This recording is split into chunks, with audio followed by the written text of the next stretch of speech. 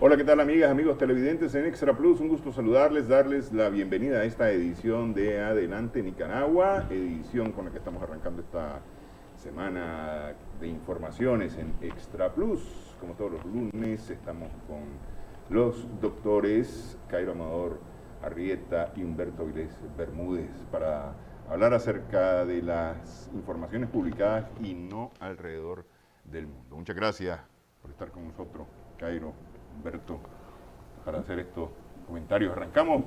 Gracias por invitarnos, Néstor. Arrancamos en Corea. Me parece que es lo que está más candente en este momento. Corea lanzó un sexto misil. Hizo una sexta demostración. El viernes. Este viernes. Cuando, después de las sanciones, después de las negociaciones para aprobar las sanciones, porque al final, como dijo Trump, no es lo que él quería, pero fue un pequeño paso en la dirección correcta.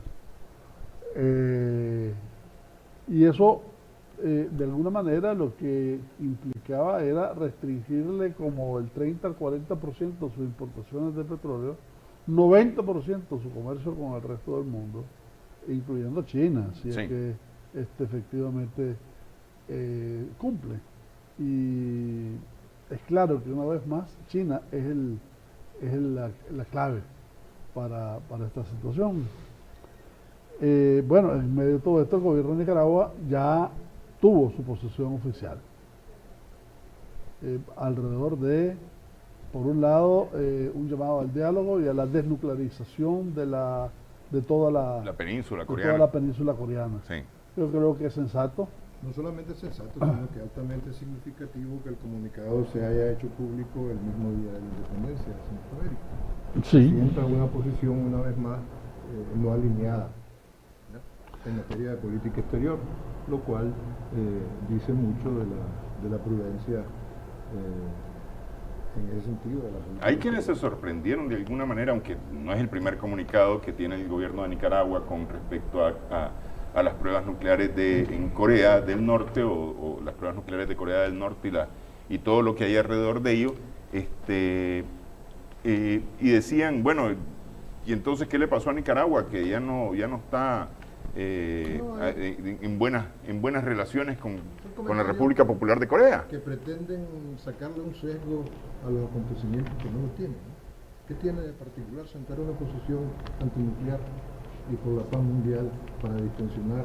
Pero es que además yo lo que veo, Humberto, es que el comunicado no es contra Corea, es contra las armas nucleares en la península de Corea, y todas, ahí van todas. Está hablando de desnuclearización. Sí. Y eso es un asunto de coherencia mínima, pues, en la historia de la política exterior revolucionaria de Nicaragua.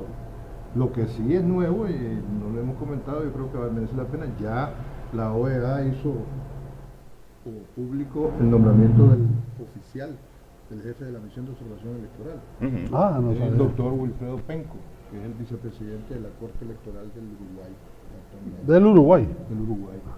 Ha sido designado, hoy mismo salió el comunicado de la Secretaría General de la OEA, y en los próximos días, lógicamente, conforme a lo acordado, el acuerdo entre el Gobierno de Reconciliación y Unidad Nacional y la Secretaría General de la OEA, se harán público el programa de trabajo que la misión de observación electoral y acompañamiento de la Organización de Estados Americanos van a realizar Ahora, la OEA de una u otra forma ha estado ya trabajando en observación, aunque de manera no oficial. Así es. Es decir, no como una misión de observación como tal, o de acompañamiento, pues, como se le ha dado en llamar. Detalles como precisamente ese, pues, la programación oficial del jefe de la misión.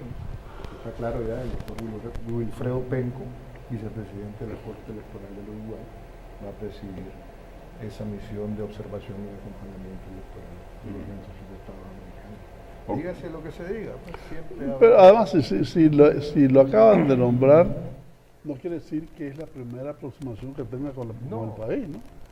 Es un tipo que, aparte de la experiencia que tiene y demás, sabe más o menos cuáles son sabe con bastante detalle los niveles y las características de los partidos políticos nicaragüenses, etcétera. ha habido algunas cosas atractivas en el inicio de la Asamblea General de Naciones Unidas, con la presencia de Trump al lado de Antonio Guterres, el secretario general de Naciones Unidas, Trump avalando, al menos del diente al labio, de la boca para afuera, todo lo que Guterres ha introducido de modernización, por llamarlo de alguna forma, en Naciones Unidas.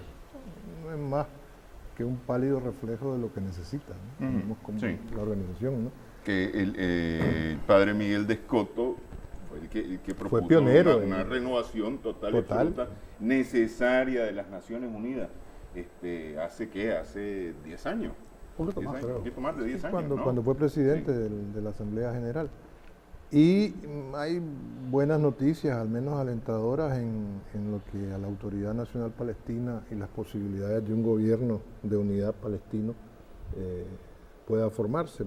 Parece que tanto Hamas como Al-Fatah, que se habían roto relaciones, el último intento por reconciliarse lo habían hecho hace 3 años, llegaron a un acuerdo para negociar las posibilidades de un gobierno de unidad nacional, lo cual es altamente significativo, ¿no? Para nadie es un secreto que el rol que juegan los Estados Unidos y la misma Israel es clave para que esto pueda prosperar, ¿no? Entonces, se dio a conocer la noticia de que decidieron reconciliarse. No hay todavía un pronunciamiento oficial de la Autoridad Nacional Palestina, en tanto en cuanto el presidente de la autoridad, Mahmoud Abbas, está en Nueva York para intervenir en la Asamblea General de Naciones Unidas, ¿no? Entonces todavía no se conocen las reacciones con respecto a esta decisión reconciliatoria de las partes confrontadas, las principales fuerzas que integran políticamente. Bueno, espérame, para salir de lo de Palestina, ¿va a prosperar finalmente la propuesta que tiene ya varios años de convertir a Palestina en un Estado miembro? Porque hasta ahora está como un Estado observador, ¿no? Sí, parte del problema, y por eso es que se está a la espera de la reacción norteamericana e israelita, es que precisamente Hamas sigue figurando en las listas de organizaciones terroristas internacionales, ¿no? No olvidemos que Hamas es el brazo palestino de los hermanos musulmanes, ¿no? Entonces habría que ver cuál va a ser la reacción para tener una idea aproximada de las posibilidades de éxito, ¿no? Ya es bastante que después de 3 años y bastantes negociaciones muy arduas, por cierto, hayan logrado ese acuerdo, ¿no? Vamos a ver cómo logra concretarse, ¿no? Ahora, me llamó la atención que Trump se va a reunir o se está reuniendo con presidentes latinoamericanos, se anunció, para ver su posición acerca de esta parte del continente y lo de Venezuela, ¿no? Específicamente. Pero ¿y ahí con quiénes se está reuniendo? ¿Con Michel Temer? ¿Con la vicepresidenta de Argentina? ¿Con Juan Manuel Santos? Es decir, todos los amigos de una componenda que no tenga como fórmula el PSV en Venezuela. Bueno, acordámonos de 3 cosas.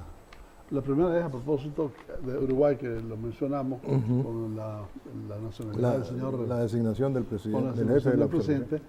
ya sustituyeron al vicepresidente Raúl Sendic, hijo, y lo sustituyeron ni más ni menos por la esposa del expresidente Mujica, la señora Bondrapov, ¿verdad? Que ya asumió su cargo. Esta señora es ha sido senadora. Lucía Polatonsky ha sido senadora, ha sido miembro incluso del grupo de los Tupamaros en su momento, ¿verdad? Ese fue un romance fragado en medio del combate, ¿verdad?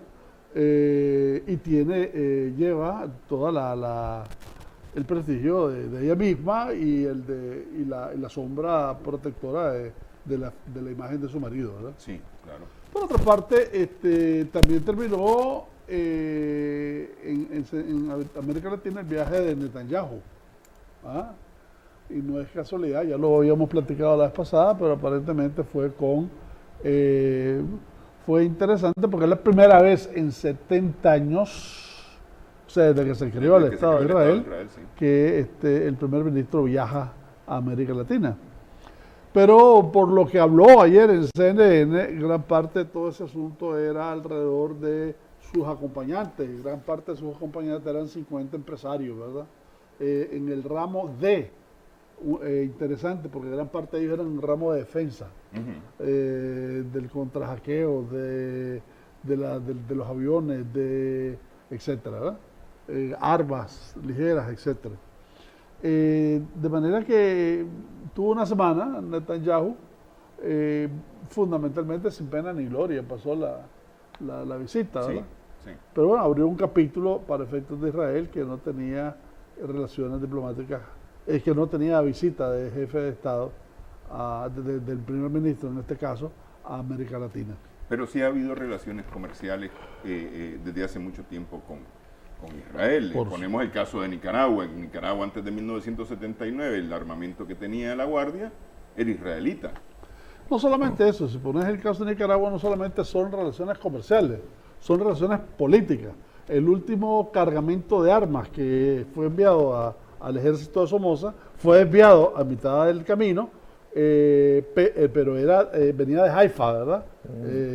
Con armamento israelí.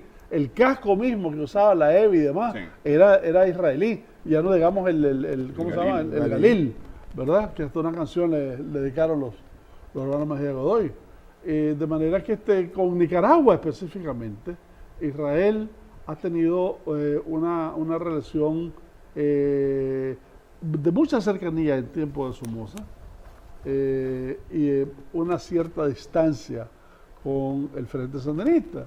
Porque recordate que incluso cuando en los 70, después con el Al-Fatah recién creado, etcétera, etcétera, que se abrió una brecha de las izquierdas en el Mediano Oriente, Al-Fatah abrió igualmente su puerta y varios miembros del actual Frente Sandinista se fueron incluso a entrenar a esos lados. Claro, sí.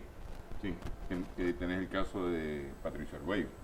Tenés el caso, además de Patricio Argüello, pero también tenés el caso de René Vivas, entre otros, ¿verdad? Sí, y René... José Valdivia, etcétera. Sí. Un buen contingente se entrenó con Al-Fatah, precisamente. Sí, René Tejada. René Tejada. Sí. Ahora, me llama la atención, aparte de esto, una reunión que hubo en el seno de Estados Unidos, de la agencia de inteligencia y otra gente, en donde el general Kelly, que dicho sea de paso, el general Kelly es el jefe de gabinete, ¿verdad? Habla del miedo o de la posibilidad de que si gana Manuel López Obrador México, en las elecciones mexicanas de 2018, se repita en México la experiencia venezolana, dice él, ¿verdad? Evidentemente esto va con el veneno puesto para hacer mella en la clase media, sobre todo, que tengan una acción política en contra de Manuel López Obrador, ¿verdad? Eso no es gratis. Pero encima, pues además, justifica la muralla de Trump, o la quiere justificar la muralla de Trump en términos que nada tiene que ver la gimnasia con la magnesia, ¿verdad? Es una posición política en contra de México, es una intervención en los asuntos interiores de México, ¿verdad? Independientemente si te gusta o no te gusta, Manuel López Obrador, no es ese el punto. Básicamente atizar y decir y comparar y además difundir según ellos, una imagen de López Obrador como un presunto nuevo Chávez, ¿verdad? Que muchos lo aplaudirían, de hecho sea de paso, ¿verdad? Pero en cualquiera de los casos es una acción que te eleva a comprender que los Estados Unidos está siguiendo muy de cerca a su vecino y que por mucho que quiera negar el NAFTA, no puede negar los vínculos sociopolíticos con que está unido a México, ¿verdad? ¿Podría renovar México con Manuel López Obrador el papel beligerante que tuvo hace 15 años en América Latina, México? Bueno, es que acordémonos que en ese sentido, que desafortunadamente ha habido una involución en materia de política exterior mexicana, ¿no? El México descollante precisamente por su coherente y consecuente política de asilo, ¿ya? Y muy respetuoso de las realidades latinoamericanas particularmente. Ya no se diga el hogar que encontraron los republicanos españoles en el siglo pasado, en el siglo XX, al terminar la guerra civil, ¿no? Pero, repito, hubo un retroceso, hubo un frenazo ahí. Yo creo que fue a partir de este señor Fox, si es que se le Con el PAN. Con el PAN precisamente. Entonces, ojalá que signifique un repunte y un replanteamiento de la coherencia en materia de política exterior del gobierno de los Estados Unidos mexicanos. Ahora, ¿qué significaría Manuel López Obrador igual que Chávez? Es decir, lo cierto es que no le veo yo Yo pienso que no hay punto de comparación. Bueno, pues, mira, es decir, López Obrador, su plataforma política, por lo menos la original, la que luchó en contra de Calderón, por ejemplo, era una plataforma bastante de izquierda. De hecho, él sale del PRD por el lado de la izquierda, no por el lado de la derecha, ¿verdad? sí. Y sale denunciando al PRD y al PRI. ¿Ah? Y su nacionalismo es exacerbado, según muchos, y sus planteamientos son, o eran, digo, porque también López Obrador ha recorrido un camino de un cierto cambio. La última vez López Obrador se fue a las cámaras a decir de que si en caso de que ganara las elecciones, iba a respetar las reglas del juego y que no iba a cambiar absolutamente nada para precisamente quitar ese temor, esa aura que de alguna manera lo cobija. En esta ocasión, López Obrador está desde ahora con 6 puntos arriba sobre el segundo, que no es el PRI tampoco, creo que es el PAN, y sobre su anterior PRD. Dicho sea de paso, López Obrador sale del PRI, se mete fundadora al PRD y sale del PRD y funda ahora este movimiento de Morena. Cuando López Obrador fue regente en ese tiempo de la Ciudad de México, Distrito Federal, que ahora es la Ciudad de México, ¿verdad? Una de las cosas que hizo al final, que solo es para México, Distrito Federal o la Ciudad de México, es darle una pensión a cada señor nacido en el Distrito Federal mayor de 65 años por $100, ¿ah? Que está y sigue vigente. ¿Y por qué sigue vigente? Porque una vez que él deje el gobierno, no van a echar atrás, claro, aunque no le guste, ¿verdad? Es echarse a la gente encima. Exacto. Pero a ver, como sea, decir, la situación de Venezuela y la situación de México no tienen comparación, son dos cosas totalmente distintas. Y especialmente pienso en el tema de la corrupción en México, el alto nivel de corrupción. Quien resulte electo en las próximas elecciones en México tiene una tarea titánica contra la corrupción. Y si es López Obrador, no digamos. Porque si él quiere instaurar un sistema social más justo para México, tiene que vencer la corrupción que está no solamente en las esferas institucionales del Estado, sino también en las esferas sindicales, de organizaciones de la sociedad civil también, Tiene que luchar y es una cosa complicada. Tiene que luchar ni más ni menos contra la institucionalización de la corrupción, por muy bárbara que parezca la expresión. Es así, desafortunadamente. Así es. Entonces, se ha narcotraficado la institucionalidad estatal en la hermana República de los Estados Unidos, la Federación Mexicana, ¿no?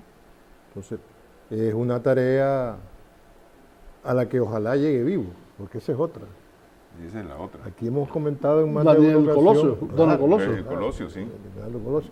En más de una ocasión, el echarle la vaca, hemos utilizado la expresión a López Obrador, pero una cosa es echarle la vaca para que gane y cobre un impulso traducido en votos Morena, y otra cosa es ponerle más de una zancadilla o cavarle más de una tumba, ¿no? Ahora, eso no es nuevo. El asunto de la relación que López Obrador pueda tener, o la similitud que pueda tener con Venezuela, independientemente de que sea falsa, es un cargo que se le ha venido imputando desde hace señales, incluyendo cada vez que vienen las elecciones, ese elemento sale a flote, ¿verdad? Y ahorita, pues, ya salió. Lo que es curioso, y ojalá se quedara solamente en curioso, es que en Alemania, donde el próximo 24, el próximo domingo, son las elecciones tan esperadas, la extrema derecha, la ultraderecha alternativa por Alemania, hoy por hoy es la tercera fuerza política de Alemania. Con más del 10, ¿verdad? Ya desplazó a la izquierda, Sí, en los verdes. desplazó a los verdes, desplazó a los liberales, que están en 10, 9 y 8% respectivamente. La CDU de la señora Merkel está en un 36% de votos, dicho sea de paso, un punto menos que hace una semana, y el SPD, los socialdemócratas de Schulz, en el 22%.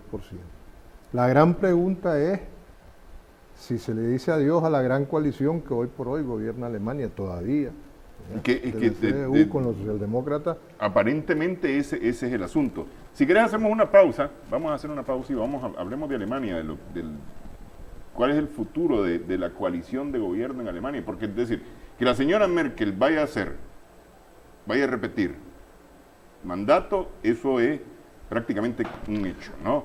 Pero ¿cómo va a ser para poder repetir mandato? Regresamos en breve. Optimice las operaciones de su flota vehicular e incremente la productividad de su empresa. Rastree y recupere su vehículo. Reciba a través de email o celular reportes o alertas de lo que ocurre en tiempo real. Cóndor Comunicaciones. Nuestra meta es ayudarle a alcanzar la suya. Mensaje del Papa Francisco para el mundo. Las parroquias tienen que estar en contacto con los hogares, con la vida de la gente, con la vida del pueblo. Tienen que ser casas donde la puerta esté siempre abierta para salir hacia los demás. Y es importante que la salida siga una clara propuesta de fe. Se trata de abrir las puertas y dejar que Jesús salga afuera con toda la alegría de su mensaje.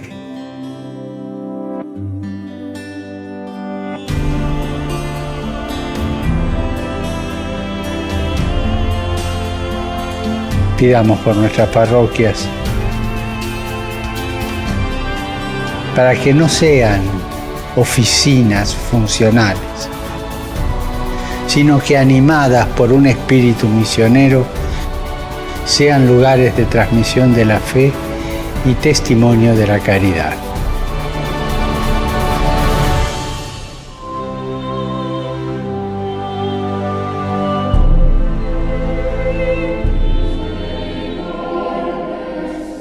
Un mensaje de la Arquidiócesis de Managua.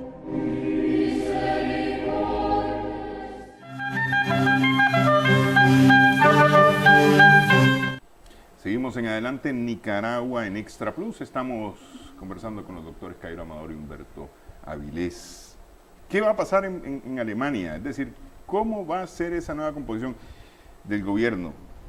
Con los ultranacionalistas, los neonazis, cogiendo terreno muy fuertemente. Bueno, primero, no perdamos de vista, que es algo más que un dato, A estas alturas, a 6 días de las elecciones, el 58% de los alemanes responsabilizan a Angela Merkel del auge de los populismos, incluyendo la ultraderecha. Que tiene que ver con la migración, con el tema de la migración. Exactamente. Entonces, la gran pregunta, como comentábamos anteriormente, es, todo el mundo está claro que una gran coalición sería lo más sensato, lo más estable. Pero en este caso los socialdemócratas, y así lo ha hecho ver y saber Schulz, el candidato socialdemócrata, así que está claro que otra gran coalición con la Unión Democristiana, con la CDU de la Merkel, le resulta más bien perjudicial como partido a los socialdemócratas. Porque la Merkel, Angela Merkel, ha sabido presentar, y ese ha sido uno de los ejes centrales de su campaña electoral, todos los aspectos del gobierno de gran coalición, con las medallas a favor de la CDU, del partido de la señora Merkel. Sus aliados, entre comillas, han pasado a un vergonzante plano secundario, ¿no?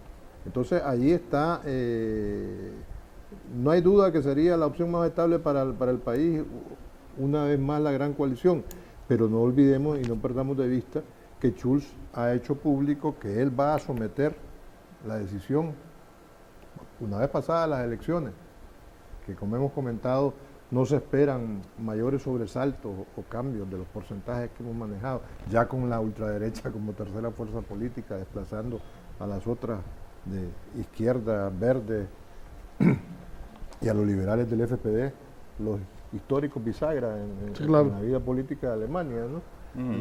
No en balde aquel gran estadista que fue Hans-Dietrich Genscher, era el hombre bisagra, se caracterizaba por eso. Entonces, vamos a ver qué ocurre realmente, porque estaríamos, si se reedita una vez más la gran coalición, sería la cuarta, bajo el liderazgo de Angela Merkel. Se dice que si esto volviera a reeditarse, podría provocar un bloqueo del sistema político alemán, podría incluso darle más alas a la extrema derecha, y eso empata precisamente con el resultado del estudio que nos arroja un 58% de la ciudadanía alemana responsabilizando a Angela Merkel del auge populista, precisamente por el problema de la inmigración, ¿no? Habría que ver qué posibilidades hay de una coalición entre conservadores, liberales y verdes. Eso es lo que en Alemania se conoce como una coalición jamaica, por lo del rainbow, ¿no? Por lo del arco iris, ¿no? Sí. Porque los colores son negro, amarillo y verde, vienen a coincidir con la bandera jamaiquina, ¿no? Es una experiencia tripartita que no se ha producido nunca en el nivel federal alemán, ¿no? Pero fíjense bien, no es inédita. Esa fórmula tripartita, ya conservadores, liberales y verdes, ya gobierna en uno de los estados, el de Schleswig-Holstein, ¿ya? ¿Qué es lo que tiene en contra de esa posible coalición? Pues las diferencias ideológicas en temas claves, como por ejemplo la inmigración, la política energética, se lo harían bastante difícil, no imposible, pero bastante difícil que convergieran las tres formaciones, ¿no? También hay quinielas, es inevitable, en torno a una posible coalición de las izquierdas, ¿verdad? Una coalición de izquierdas con o sin el rol de los liberales. Ellos no en balde hemos dicho que siempre han sido la bisagra, ¿no? Aunque actualmente, si uno suma los porcentajes de votos, las intenciones de voto y las diferencias que hay entre verdes y liberales, harían bastante complicada una posible coalición entre verdes y liberales, ¿no? Entonces, lo que se está haciendo es especular mucho con distintos escenarios donde, a pesar de mucha gente y de muchos analistas, nosotros mismos incluso, lo que ocurre es que la alternativa por Alemania cobra muchísima importancia al haberse convertido en tercera fuerza política, en entrar por primera vez al Parlamento, al Bundestag alemán. Bueno, sucede que como decía Humberto, la tradicional bisagra que decide las coaliciones de gobierno en Alemania prácticamente está rota, está acabada. Lo que estás peleando ahorita son votos. Acordate que Alemania tiene un techo del 5%. Si vos sacas menos de ese 5%, no vas a tener gente en el Bundestag. El AfD lo tuvo hasta la vez pasada. Yo creo que tuvo como 6, ¿verdad? 6, 7. El caso es que, fíjate lo que es el proceso electoral, ¿verdad? Ayer estaba viendo una entrevista con la señora May en la BBC. Y la señora May dice que con Trump, ella fue el primer estadista de Europa que fue a visitar Estados Unidos con el triunfo de Trump, ¿verdad? Y Trump le pidió que el jefe del Brexit lo mandara de embajador a Washington, ¿verdad? Entonces la señora May, ya desde el poder, pues dice que se ha llevado muy bien con Estados Unidos. Entonces le preguntan, pero señora, la verdad es que el pueblo británico tiene una pésima imagen sobre Trump. Bueno, dice, pero en el proceso pues se van alineando las cosas y la verdad que hasta el momento hemos tenido unas buenas relaciones y además nos une la historia, etcétera, etcétera, con Estados Unidos, ¿verdad? Eso lo comparo con lo que dijo la señora Merkel en campaña. Nada, hemos perdido la confianza de nuestro aliado, no los históricos, sino que de nuestro aliado. Estamos solos. Estamos solos. Tenemos Sí. que defendernos. Tenemos que defendernos, ¿verdad? Esa es una posición muy interesante, esa es una posición muy beligerante, pero es una posición de un candidato en campaña. Sí. Porque la verdad es que en medio de todo y todo lo que ha dicho Trump, etcétera, Estados Unidos ha dado 1.4 billones de más con relación al presupuesto del año pasado a la OTAN. ¿Ah? O sea, hago simplemente el contraste, ¿verdad? De lo que es estar desde el poder y lo que es estar en campaña. Claro. No deja de ser significativo lo que le declaraba Angela Merkel, al periódico Bild ayer mismo. Decía que todavía hasta el domingo ella puede hacer algo. Que después del domingo Ya no le nada queda más, más que sí. esperar, dice. Es como ponerse a esperar que le den las notas en el colegio. Ok. Así es, Y- porque y- la pelea ahorita es por los votos. Sí. Todo lo que es la coalición viene después. Si los conservadores, que dicho sea de paso, hay algunos que dicen que van a bajar más y no van a llegar a ese 5%, no van a estar representados. Y ahí me surge la duda. ¿No está en riesgo Alemania de vivir la experiencia de España en la conformación de gobierno? Dicen que descartan la posibilidad de volver a ir a las urnas, a propósito de la experiencia española o de la austríaca. No, dicen que no, que será muy complicada la negociación, pero que habrá coalición del signo que sea. Y quien no la tiene todas consigo, sino todo lo contrario, es la amiga de Cairo, la Theresa May. Sí. Porque ya Boris Johnson se le reveló, Totalmente. Sí. le publicó un artículo en que dice que se dejen de Brexit suave y de andar pensando. El viernes tiene que hablar en Florencia la May, en un discurso donde ella pensaba darla con dulce, pues presentar un Brexit negociador para no salir tan chimada. Pero ya Johnson lo que hizo fue desatar la guerra a lo interno de los Tories, del Partido Conservador. Igual que Bannon en Estados Unidos, que está hablando sus 4 cosas sobre Trump, ¿verdad? Entonces, está encabezando a los eurófagos en el mismo Parlamento. No va a renunciar ahora mismo y posiblemente la May no le acepte la renuncia, porque además viene ahorita en octubre el Congreso en Manchester del Partido Conservador. Entonces, en plena guerra interna, con un gobierno debilitado, como vimos en las elecciones de junio pasado, muy pocos buenos augurios y perspectivas claras le esperan a doña Theresa May en el número 10 de Downing Street. Entonces, Bueno, hacemos Pero pausa. A ver. solo para agregar que lo que dije de Inglaterra sobre Trump es mucho mayor todavía en Alemania acerca de Trump. O sea, la imagen negativa que Trump está generando en toda Europa y sobre todo en Alemania y Francia, ¿verdad? Es es desbordante, pasa Sí. del 70%. Sí, no, y eso no solamente la población, los mismos líderes europeos se han hecho eco a las palabras de la canciller Merkel de que ya Estados Unidos no juega en Europa. Nada tiene que ver con Europa. Hacemos una nueva pausa en esta edición de Adelante Nicaragua. Lo cual no está en verdad, ya te dije que... Optimice sus operaciones con un sistema de radio de 2 vías. Disminuya sus gastos operativos. Incremente la productividad de su empresa. Cóndor Comunicaciones, nuestra meta es ayudarle a alcanzar la suya.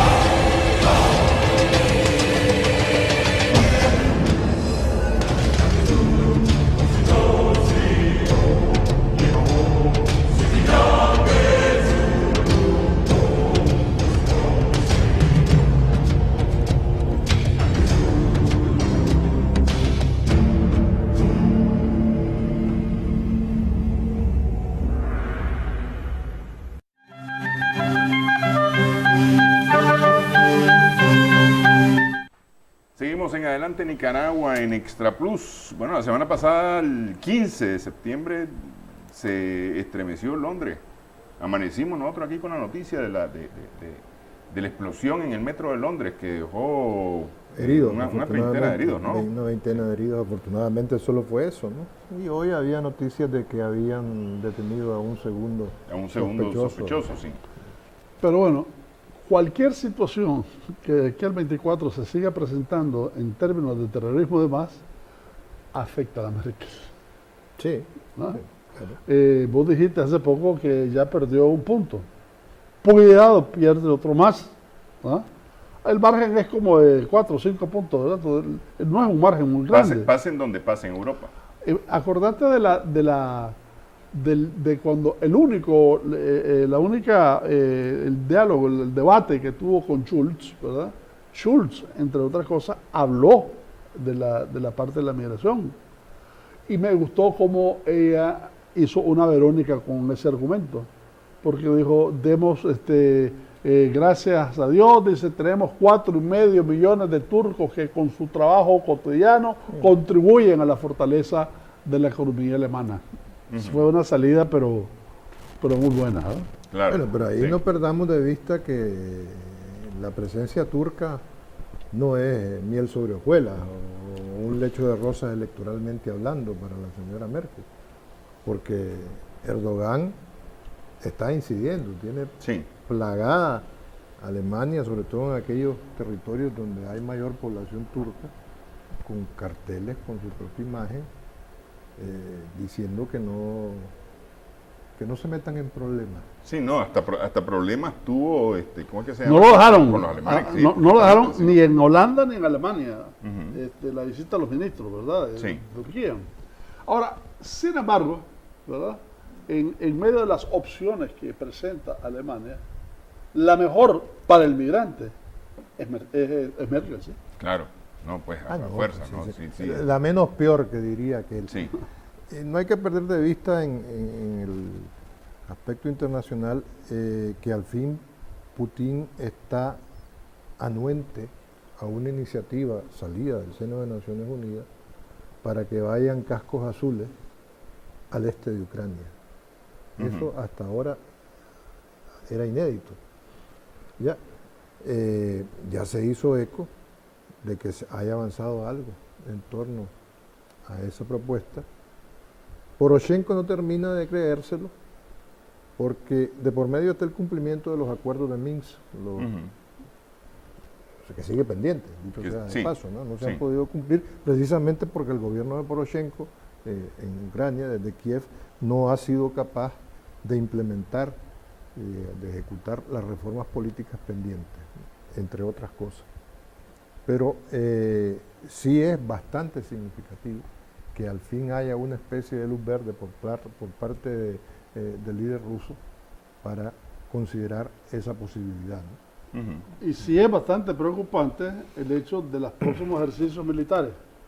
El SAT que está preparando por un lado Rusia y por otro lado la OTAN, en casi que por cada uno de los lados muy cerca de la frontera. Bueno, y no perdamos de vista a propósito de ejercicios militares y de la OTAN, del cual Turquía es un miembro destacado, por no decir que es la cabeza de playa de la OTAN en el continente asiático, como de hecho lo es, el que abiertamente ya han reconocido tanto Rusia como Turquía, Putin como Erdogan, que Turquía tiene ya sistemas antimisiles rusos. Y fuertes, claro, de primera generación. ¿Qué? Y ahí vamos a otra situación. Acordate que hace menos de un año, creo, un año y medio, las relaciones con Putin eran sumamente tensas después del derribo del avión. Sí. Entonces, el manejo que, de alguna forma, tanto Lavrov como la gente de Erdogan han hecho alrededor de las relaciones Turquía con Rusia han sido de primer orden. Pero esto de qué manera, este acuerdo Turquía-Rusia, de qué manera le funciona a Europa. Porque es decir, al final de cuentas, el gran problema de Turquía es que Turquía era el tubo por donde entraba y salía todo para Siria y para una flagrante contradicción a lo interno de la OTAN. O sea, Turquía se está defendiendo con sistemas antimisiles rusos. O sea, la contradicción de la contradicción. Sí. Es absolutamente inédito, ¿me entiendes? Entonces, obviamente no le puede hacer ninguna gracia a la Unión Europea. Y menos a los gringos. Pero bueno, es que ahí habría que ver, ¿para qué está sirviendo ahora mismo la Asamblea? Va a servir la Asamblea General de las Naciones Unidas a la expectativa del discurso de Trump mañana, ¿no? Para medir hasta qué punto es más o menos fuerte el aislamiento internacional de Trump. Porque ahí van a estar la mayoría de jefes de Estado de los países que integran la Asamblea General de Naciones Unidas. O sea, ¿qué va a decir? ¿Qué va a exigir? ¿Va a pedir más eficacia en lo económico, más eficacia en lo político? ¿Con qué autoridad moral? ¿Va a seguir siendo consecuente con qué política exterior? La multilateralista que intentó de alguna manera o de varias Barack Obama, va a volver a la política exterior que implementó en su día George Bush senior o junior. ¿Qué es lo que va a pasar? ¿Me entiendes? ¿Va a mantener su apuesta para reforzar las tropas en Afganistán como ya hizo público? ¿Va a seguir respaldando a la OTAN? ¿O va a seguir diciéndoles que paguen, como llegó a decirles a la cumbre de la OTAN? Bueno, es que de hecho sigue diciendo que paguen, y algunos ya están pagando más, pero además en medio de eso le da el apoyo a la OTAN, y en términos de presupuesto, lo acabo de ver hace 3 días en un artículo del Foreign Affairs, el traspaso en términos de fondo a la OTAN ha sido mayor todavía que lo que hizo Trump a estas alturas del año. Lo que había hecho Obama. Lo que está haciendo en Afganistán, que hace referencia Humberto, es totalmente contrario a lo que dijo. Incluso en su discurso decía, mi instinto era sacar a todo el mundo de ahí, ¿verdad? Porque hemos estado embarcados suficiente tiempo y es hora de salir. Pero entonces le dicen sus generales, que dicho sea de paso hay ahí tengo una cuestión de los generales muy simpática, le dicen sus generales, desde que comenzaron a salir en tiempos de Obama, controlaban el 26%, hoy controlan el 63% del territorio. Desde que salió, que salieron los americanos, los que quisieron salir de Afganistán, han muerto casi 18.000 miembros del ejército afgano, etcétera, etcétera. La situación en Afganistán, después de 16 años de guerra, no está mejor, está peor. No, Claro. eso por supuesto, Sí. pero vamos a ver, sigamos con la agenda de Trump para mañana, por referirnos a las circunstancias del discurso en Naciones Unidas. ¿Va a seguir renunciando a la guerra comercial con China? Porque ganas tiene. Ya ratificó que se va al cambio climático y lo volvió a ratificar ayer, domingo, sin ir más lejos. ¿Eso va a ser así o cabe la posibilidad de que si se renegocia los términos del cambio climático, que lo que dijo, ¿no? lo reconsideren? Tillerson tuvo una reunión ayer diciendo eso. Por eso, ¿va a seguir manteniendo el cambio de la embajada norteamericana de Tel Aviv a Jerusalén? Que es algo más que significativo, es algo más que un gesto. Por supuesto. Lanzaron el bulo, yo no sé si es bulo, bola, rumor o cuecho, ¿qué? De que están considerando cerrar la embajada norteamericana en La Habana por Por las cuestiones las agresiones acústicas, ¿verdad? ¿Y qué va a pasar se va a mantener el pacto nuclear con Irán? Todas esas son las interrogantes en torno a lo que pueda decir este individuo el día de mañana. Suena como las novelas mexicanas, ¿no? Veremos el próximo capítulo. Veremos el próximo capítulo, pero de repente a mí me da la impresión que ya que no las pego con Europa, pues hombre, voy a buscar con América Latina de alguna manera alguna cosa. Pues, y esas reuniones para ver el tema de Venezuela con los presidentes y con mandatarios latinoamericanos, que por cierto, Peña Nieto se excusó de ir al encuentro, dijo que él no iba a ir. Igual Kuczynski, ¿no? De Perú. Con Kuczynski creo que ya se vieron. Bueno, el caso es que, siguiendo con Europa, ¿verdad? El respaldo a la estructura defensiva de Europa lo está dando. La alianza franco-alemana la sigue apoyando con todo el discurso, etcétera, etcétera. A lo que voy es que Trump ha sido una máquina de contradicciones y ambigüedades permanentes, ¿verdad?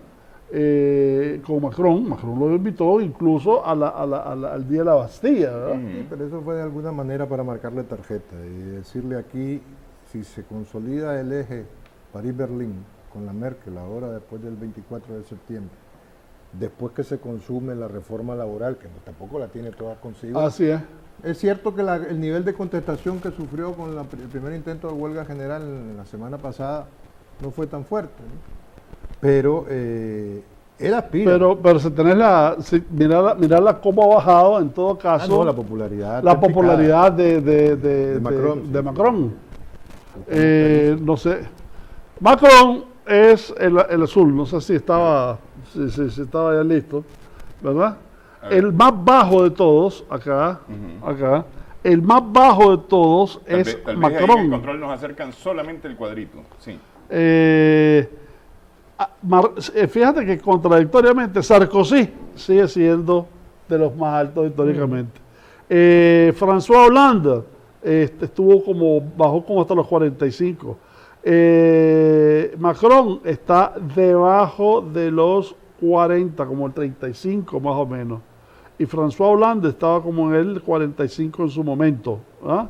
Entonces, de todos, el que le sirve es Jacques Chirac. Sí, ahí tenemos el cuadrito. Ahí Mira, está, sí. el inmenso tropiezo casi en picada de Macron, rozando ya el 30%. Exacto. Pero es totalmente una caída estrepitosa. Por supuesto. ¿Ah? Y no ha hecho nada.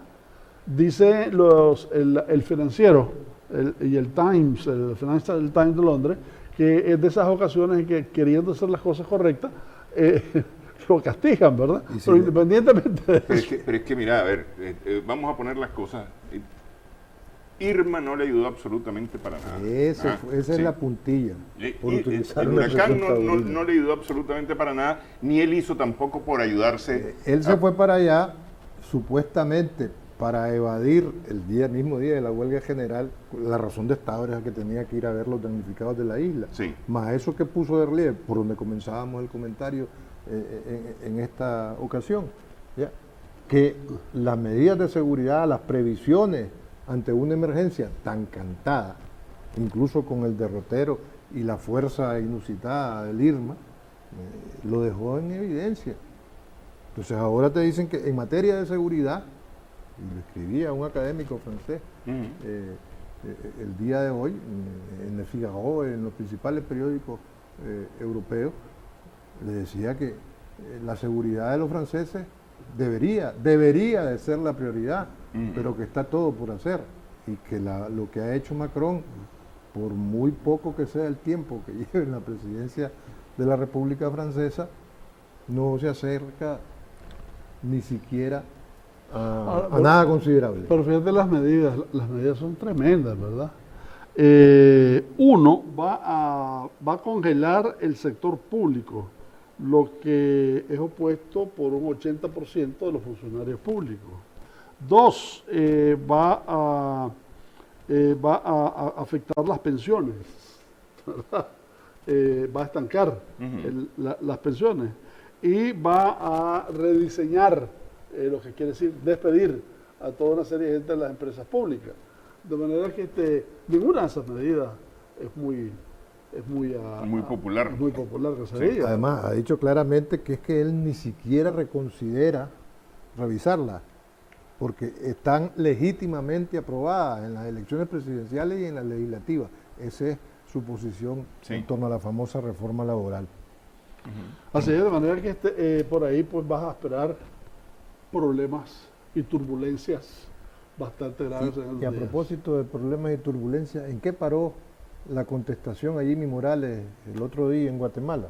Bueno, Jimmy Morales se salvó del tema de la desaforación, ¿no? Estaba el tema de la ley que apresuradamente se aprobó para evadir las responsabilidades eleccionar o a raíz de las elecciones, ¿verdad? Para los cargos de elección, ¿no? Que inmediatamente después, de todos modos, tuvo que ser derogado. Pero mira, el hecho es que el enfoque es, dicen los reporteros que están cubriendo esto de fuentes europeas, que el objeto es eliminar a la CICIG. Nunca ha dicho Molina que va a eliminar a la CICIG. Quiere separar del cargo a Velázquez. Pero es más, este es un problema buscado. Porque el 16 de abril, él dio la autorización ante las Naciones Unidas de que todo lo que tenía la CICIG en Guatemala siguiera. Pero no esa fue su autorización, oportunidad, sino que prácticamente hizo la solicitud de alargarle el plazo a la CICIG. No era la oportunidad de cortarlo. Así es. Por supuesto. Sí. O sea, de alguna manera la situación se ha empeorado, evidentemente. Ahora, el viaje a Naciones Unidas nos pone de relieve un poquito que es el CICIG. Un presidente soberano no tiene la capacidad de despedir a un hombre de cualquier institución que sea. Por favor, a mí me pone en cuestionamiento incluso ese rol de la CICIG como las benditas que está siendo un fracaso, el proyecto de las comunidades en Honduras, que son comunidades que se abstraen de la jurisdicción nacional.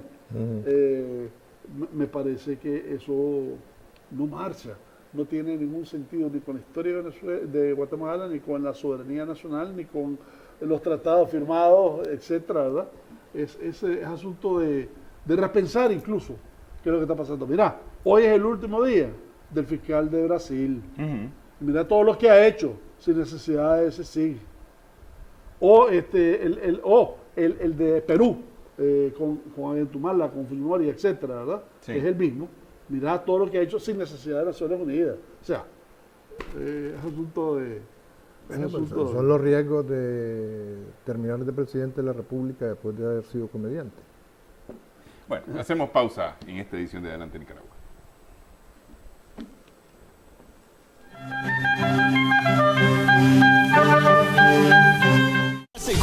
o negocio con cámaras IP profesionales. Monitorea a través de internet sin importar el lugar donde se encuentre. Obtenga imágenes en alta definición.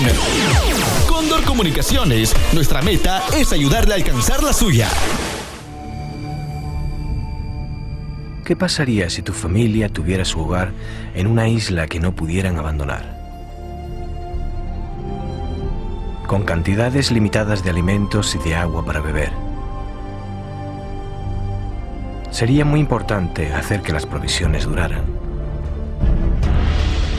Especialmente si tu familia continuara creciendo y creciendo y creciendo.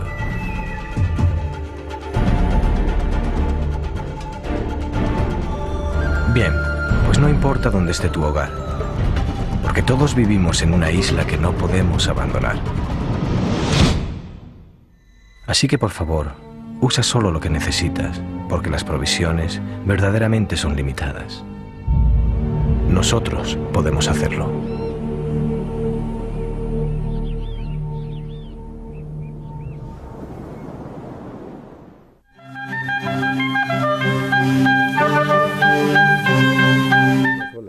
Seguimos en Adelante Nicaragua. En 13 días, en teoría, en 13 días en Cataluña se efectuaría sí o sí el referéndum para llamar a un proceso independentista.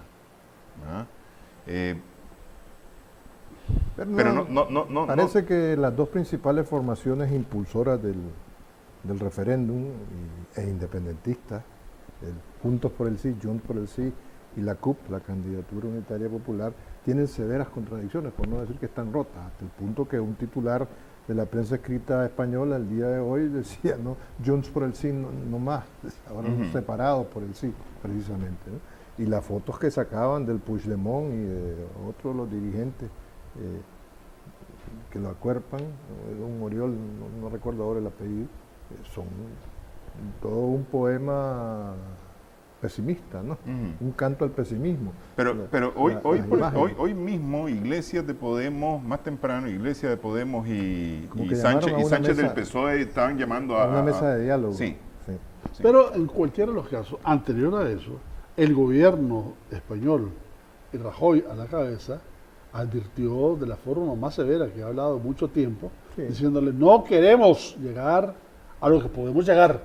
No, sí, pero es que hay que ver que también en la Cataluña se ha armado una represión salvaje, es decir, al grado que si vos sos dueño de una imprenta estás a riesgo de que te lleguen a intervenir, pues, así es. por la sospecha de que estés imprimiendo o propaganda o papeleta. Sí, pero es que parte del problema es que lo que ellos están alegando es que cualquier actividad que tenga que ver con hacerse eco en la convocatoria unilateral del referéndum, ya comentamos las circunstancias en que se produjo, es considerado un atentado contra la seguridad del Estado. Sí. Contra la unidad de la nación. Pero fíjate que varias comunidades... el 155. En varias comunidades autonómicas han empezado a levantarse voces diciendo, bueno, pero si los catalanes tienen derecho a preguntarse si quieren o no quieren. No a independizarse, porque no hablan del tema, sino que la democracia les permite a los catalanes preguntarse si quieren o no quieren. Y que eso el Estado debería garantizarlo. Eso nadie lo cuestiona. Yo creo que eso nadie lo cuestiona. Parece que parte del problema, una vez más, fue la manera en que aprobaron la reforma del Estatuto del Parlamento catalán. Exacto. Para aprobar unilateralmente la convocatoria. ¿Ya? Pasando por la Constitución. Pero bueno, a mí me parece, de todos modos, ya cualquier intento que ha habido antes, inmediatamente el Estado español lo ha detenido por la vía constitucional. Y te voy a decir una cosa a propósito. El Nuevo Diario tuvo el sábado una página dedicada a este problema y además estaba muy buena porque incluso habla de los nuevos migrantes de Rohingya a Bangladesh, que quizás lo tomamos, lo abordamos si tenemos tiempo. Pero la verdad es que vos lees ese artículo y lees El País, y lees el BBC, y lees el Le Monde, etcétera, y lo que da la impresión es que están en una situación de contradicciones y de posibles confrontaciones si se llega a como está el 1 de octubre. Me da la impresión de que están desenchufando un poco eso, diciendo, de efectivamente queremos tener un referéndum, pero no ese.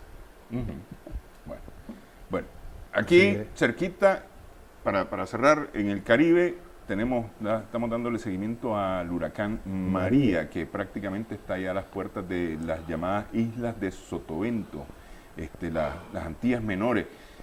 Va a volver a pasar, no encima, pero con su viento va a volverle a dar a Barbuda, va a volver a San Martín, y ahora parece que Puerto Rico no se salva. Y es bueno recordar, a propósito del paso devastador de Irma por el Caribe, que estamos a tiempo de ser solidarios con el hermano pueblo de Cuba. Todavía hoy. Que muchas muestras tenemos en Nicaragua de lo que es ser solidario por parte de ese querido pueblo. Sí. Todavía hoy lunes en la embajada está abierta la oportunidad no de materiales, sino de metálico, de mandar dinero, porque el tema de los materiales implica fletes y demás, lo que eleva mucho los costos. Entonces se decidió la embajada de Cuba por recibir dinero en efectivo para donación y ayuda para ¿Y hay algún Cuba. movimiento que está organizando eso de parte de nosotros? Sí. El Comité de Solidaridad con Cuba y diferentes instancias.